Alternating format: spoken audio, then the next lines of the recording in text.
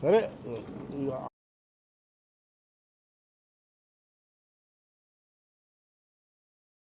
అస్సలు మెగా డిఎస్సిలో తప్పు జరిగిందని మీ ప్రెస్ వాళ్ళు ఎవరైనా అనుకుంటున్నారా? అలా ఓపిక మాట్లాడుకుంది, తప్పు ఉంది అక్కడ, ఏమీ జరగలేదమ్మా. గాలి కబుర్లు చెప్తున్నారు. నీ టైంలో ఎప్పుడన్నా మెగా డిఎస్సీలో ఒక ఉద్యోగం ఇచ్చావయ్యా? పెద్ద రకం ఇప్పుడు ఇచ్చావా? ఈవేళ అన్నం మాట ప్రకారంగా 16,000 మందికి సెలెక్ట్ అయితే 13,000 మంది ఆల్రెడీ జాయిన్ అయిపోయారు. అన్యాయం జరిగింది ఎలా చెప్తావా? మళ్ళీ 2-3 నెలలు మళ్ళీ కొంతమంది ఇవ్వాలని ప్రయత్నం చేస్తున్నారు. బురద చేయాలని తప్పు కదా. అందులో ఆ పిల్లల తాలూకు భవిష్యత్తు ఏమవుతుంది? రాజకీయాలు చేసుకోవచ్చు, అది వేరు. రాజకీయాలు వేరు, ప్రగతిని పాడు చేయడం వేరు, పిల్లల భవిష్యత్తు పాడు చేయడం వేరు. ఏ రాజకీయ నాయకులు వాళ్ళు చేయకూడదు, ఏ పార్టీ కూడా చేయకూడదు. కానీ కావాలంటే సపోర్ట్ చేయి మంచి పనికి. నీకు ఇష్టం లేదు కామ్గా ఉండు. నేను ఒకటే అడుగుతున్నానండి, చిన్న క్వశ్చన్, ఎక్కువ మాట్లాడుతుంది దీన్ని పెద్దగా మాట్లాడడం కూడా అనవసరం నా దృష్టిలో. పనికిమాల ఇష్యూని ఎక్కువ మాట్లాడడం కూడా తప్పు. మాట్లాడటం రేపు 17వ తారీఖు నుంచి అసెంబ్లీ ఉంది. మీరందరూ వచ్చి ఇదే ఇష్యూని అసెంబ్లీలో అడగండి. అదే అసెంబ్లీలో ఎడ్యుకేషన్ మినిస్టర్ సమాధానం చెప్తారు కదా. అసెంబ్లీ సాక్షిగా వరల్డ్ మొత్తం టీవీలో చూస్తారు కదా. రండి, అసెంబ్లీకి రండి. నేను మీ ద్వారా వెల్కమ్ చేస్తాను. జగన్మోహన్ రెడ్డి గారు, మీరు మీ బ్యాచ్ రండి అసెంబ్లీకి. ఇదే ఇష్యూని అసెంబ్లీలో మాట్లాడండి. దానికి మంత్రి గారి సమాధానం ఇవ్వమని చెప్పి నేను చెప్తాను. నేను ఆర్డర్ వేస్తాను యాజ్ స్పీకర్గా. మంత్రి గారు సమాధానం చెప్తారు. దానికి సాటిస్ఫై అవ్వకపోతే అప్పుడు చూద్దాం. అడగకుండా అసెంబ్లీకి రాకుండా మాట్లాడకుండా బయటికి గెంతుతాను. ఆ చెట్టు మీదకి అని చెప్పి చిన్నపిల్లలు అది మారాయించడం ఒకటే. మళ్ళీ నిన్న చూశారు, ప్రతిపక్ష నాయకుడు హోదా ఇస్తేనే వస్తాడట. ఎవడిస్తాడు ప్రతిపక్ష నాయకుడు హోదా? స్పీకర్ అంటున్నావు, స్పీకర్ అవ్వచ్చు అంటున్నావు. నాకు అధికారం నాకు లేదు. సర్టన్ నెంబర్ ఉండాలా, టోటల్ నెంబర్లో సర్టన్ నెంబర్ ఉండాలి. ఆ నెంబర్ ఉన్నప్పుడే ప్రతిపక్ష నాయకుడు హోదా వస్తుంది. నీకు ఆ నెంబర్ లేదు, కర్మకాలిపోయి ఏం చేస్తాం మనం? ఏం చేద్దాం? ఏం చేయగలం? నా చేతుల్లో ఏం లేదు. మీరు ఇవ్వచ్చు అంటాడు, నేను గెలుస్తాను. అసెంబ్లీకి రాకుండా చెప్పండి, న్యాయంగా చెప్పండి. పార్టీలు వద్దు, పార్టీలు ఇప్పుడు పార్టీలు ఏమున్నాయి లేదా రాజకీయాలు. ఇప్పుడు మీరందరూ పనిచేస్తున్నారు కదా, కొంతమంది ఫ్యాక్టరీలో పనిచేస్తారు కదా. ఉద్యోగం చేయకుండా, ఉద్యోగానికి వెళ్ళకుండా, డ్యూటీకి వెళ్ళకుండా జీతాలు తీసుకోవడం కరెక్టా కాదా? ఇప్పుడు ఎమ్మెల్యేలు మేము ఉన్నాం, ఎమ్మెల్యేలకు గెలిచాం, మాకు నెలకి జీతాలు వస్తాయి. ఎందుకు ఇస్తారు జీతాలు? మాకు ఏదో సేవ చేస్తున్నారు ప్రజలకి, ఖర్చులు, దారి ఖర్చులు, ఈ ఖర్చులు ఉంటాయని చెప్పి జీతాలు ఇస్తారు మాకు. నువ్వు అసెంబ్లీకి రాకుండా జీతం ఎలా తీసుకుంటావు? ఎమ్మెల్యేగా అసెంబ్లీకి రాలేదు, అప్పుడు కొంచెం ఒక్కరోజు రాలేదు, కానీ జీతాలు తీసుకున్నావు. ప్రతి నెల జీతాలు తీసుకుంటున్నారు. అసెంబ్లీలో ఉన్న సిట్టింగ్ ఛార్జెస్ ఉంటాయి మాకు రోజుకి ఎంతనే, అవి కూడా తీసుకుంటున్నావు. నువ్వు అసెంబ్లీకి రాకుండా, సీట్లో కూర్చోకుండా సిట్టింగ్ ఛార్జెస్ ఎట్లా తీసుకుంటావు? అది ధర్మమా? అది న్యాయమా? జగన్మోహన్ రెడ్డి గారు చెప్పండి. అలాంటి అది ఏదో ఇష్టం వచ్చినట్టు అదే కోతిపిల్ల గెంతుంటే దానికి మేము సమాధానం చెప్పాలి. సరిగ్గా మాట్లాడు, మేము సమాధానం చెప్తాం. రా, ఒక సరైన ప్లేస్కి రా, మాట్లాడదాం. ఎందుకు అందరూ ఎందుకు అసెంబ్లీకి రా? రేపు 4 రోజులు టైం అసెంబ్లీ ఉంటుంది. 4 రోజులు ఇష్టం వచ్చిన క్వశ్చన్లు వేయి, దానికి కాన్సర్న్ మంత్రిగా సమాధానం చెప్తాను. అంటే దాని గురించి మాట్లాడడం అనవసరం అండి. ఎక్కడ ఏం జరగలేదు, దొరకజలుతున్నారు, తెచ్చుకోండి, చూద్దాం ప్రజలు. ఇలాంటి క్వశ్చన్లు వేస్తేనే మీకు చికాకు వస్తుంది, మాకు చికాకు వస్తుంది. ఉండు, డెమోక్రటిక్ అంటున్నావు, అది గెలకపోతే నేనేం చెప్తానయ్యా? అది గెలిచిన తర్వాత 20 మంది సభ్యులు ఉండి నేను అవకాశం అవ్వకపోతే నా తప్పు. నీకు కావాల్సిన సీట్లే నెంబరింగే నీకు రాలేదు. నా తప్పే ఉంది, నా తప్పే ఉంది. నా తప్పు ఉంటే నెంబరింగ్ ఉండి ఇవ్వకపోతే స్పీకర్ తప్పు చేస్తున్నారని చెప్పండి. అది నెంబరింగే రాలేదు, నీకు కర్మ కాలిపోయి. నెంబరింగ్ లేకుంటే నాకు ఇచ్చే ప్రతిపక్షం అవుతా అది ఇచ్చేస్తాను నేను. లేవు లేవు మీరు చూడండి, మీరు ప్రెస్ వాళ్ళు కాబట్టి మీ ప్రెస్ ఆఫీస్లో చట్టాలు బుక్స్ ఉంటాయి. ఆ బుక్స్ తిరగేయండి ఒకసారి. అది ఇచ్చే అధికారం అయ్యన్న పాత్రుడు గారికి స్పీకర్ గారికి ఉందంటే చూపించండి, నాకు రేపు సంతకం పెడతాను. సార్, ప్రకాశం జిల్లాకి మొట్టమొదటిగా స్పీకర్గా వచ్చున్నారు. ఇప్పుడు మీ అభిమాన నటులు ఎన్టీఆర్ గారిది అండ్ మీ పాత మిత్రులు రామచంద్ర గారు విగ్రహావిష్కరణకు వస్తున్నారు. మీకు ఎట్లా అనిపిస్తుంది? ఇంకా రోజులు గోల్డెన్ డేస్ అండి. పెద్ద ఆయన ఎన్టీ రామారావు గారితో పనిచేయడమే నా పూర్వజన్మ సుకృతం. పెద్ద ఆయన దగ్గరతో పనిచేయడం అంటే ఎంత అదృష్టం. రామారావు గారు అంటే ఆర్డినరీ పర్సన్ కాదు, అది నా దృష్టిలో మహానుభావుడు, కారణ జన్ముడు. నా రాజకీయ జీవితం ఎంట్రీ అతనే ఇచ్చారు నాకు 83లో. అప్పుడు నా వయసు 24 సంవత్సరాలు, దగ్గర 25కి వస్తున్నాం. నాకు పిలిపించి ఎమ్మెల్యే పోటీ చేయమన్నారు. అంటే సరే సార్ అన్నాను. రామారావు గారు మా భక్తులుగా మేము అని వయసు ఎంత అన్నారు. 24 సంవత్సరాల 9 నెలలతో ఉంటాయి సార్ అన్నాను. అరే 20 సంవత్సరాలు అవ్వలేదే, టికెట్లకి ఇస్తాను అన్నారు. సరే ఇక 3 నెలల టైం ఉంది సార్, 25 వచ్చేస్తాను నాకు ఇచ్చేయండి సార్ అన్నాను. ఇచ్చారు. ఇస్తే 83లో గెలిచాం. అప్పటి నుంచి కూడా కంటిన్యూగా గెలుచుకొస్తాను. 7 సార్లు ఎమ్మెల్యే అయినా, ఒకసారి ఎంపీ చేశాను. మినిస్టర్ కూడా 7 సార్లు ఇచ్చారు నాకు. ఎన్టీ రామారావు గారి టైంలో 87లో మినిస్టర్ ఇచ్చారు నాకు. అప్పుడు నా వయసు 27 సంవత్సరాలు. First minister technical education, youngest minister in India. ఇండియాలో యంగెస్ట్ మినిస్టర్ నేనే ఆ రోజులో. ఆ అదృష్టం ఎక్కడో పల్లెటూరులో పుట్టినోడికి, మారుమూల గ్రామాల్లో పుట్టినోడికి అంత అదృష్టం వచ్చిందంటే మహానుభావుడు కదండి. మరి ఇవాళ మీ ముందు నుంచి మాట్లాడే అవకాశం నాకు వచ్చిందంటే బికాస్ ఆఫ్ ఎన్టీ రామారావు. అంతేదా రామారావు గారితో ఇంకోళ్ళు ఎవరు పోల్చొద్దండి. భారతదేశంలో రామారావు గారితో ఇంకోళ్ళని పోల్చే వ్యక్తులు లేరండి నా దృష్టిలో. దానికి మీరు ఏమంటారు అనుకోండి, మీకు లైఫ్ ఇచ్చారు కాబట్టి అంటే అది వేరు. అతను ఆలోచన నాకు విధంగా సీఎంగా కూడా అతను తీసుకున్న నిర్ణయాలు ఒకసారి మీకు తెలుసు. కుర్రోళ్ళకి తెలియకపోవచ్చు, కానీ అతను సీఎంగా ఉన్నప్పుడు అతను తీసుకున్న నిర్ణయాలు చూడండి. ఉండడానికి ఇల్లు, తినడానికి తిండి, పట్టుకోవడానికి బట్ట, అటువంటి కార్యక్రమాలు, వినూతన కార్యక్రమాలు తీసుకెళ్ళి జనాల్లోకి తీసుకెళ్ళిన మహానుభావుడు ఎన్టీ రామారావు గారు. అటువంటి పార్టీలో ఉండడం మా అదృష్టం, అటువంటి పార్టీలో పనిచేయడం మా అదృష్టం. అటువంటి పార్టీ కోసం అవసరమైతే త్యాగాలు చేయడానికి కూడా మేము అంతకు సిద్ధంగా ఉంటామని చెప్పి సందర్భం చేస్తున్నాం. మహానుభావుడు, అతని నీళ్ళలో, అతని ఆశీర్వాదంలో ఈ స్థాయికి వచ్చారంటే బికాస్ ఆఫ్ ఎన్టీ రామారావు.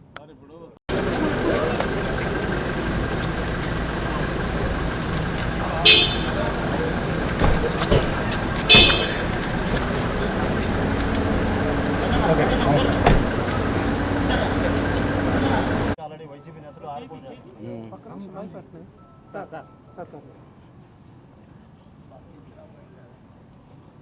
సరే,